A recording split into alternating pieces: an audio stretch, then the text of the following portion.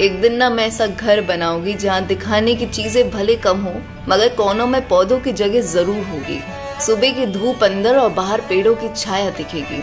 जिस घर में झगड़ों का शोर नहीं होगा, सुकून जहाँ खो नहीं जाएगा। दोपहर जो रात के डर से नहीं थामेगी और बिस्तर पे आंसू की नहीं फिर आराम की अंगड़ाइयाँ ली जाएगी। उस घर में भले अयाशी की चिड़िया ना पले मगर सुकून ना बेशक हाजिर होगा।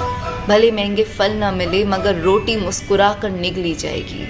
दीवारें फिर मेरी चीखेगी नहीं चहकेगी। एक दिन मैं ऐसा अपना घर बनाऊंगी। एक दिन मेरा अपना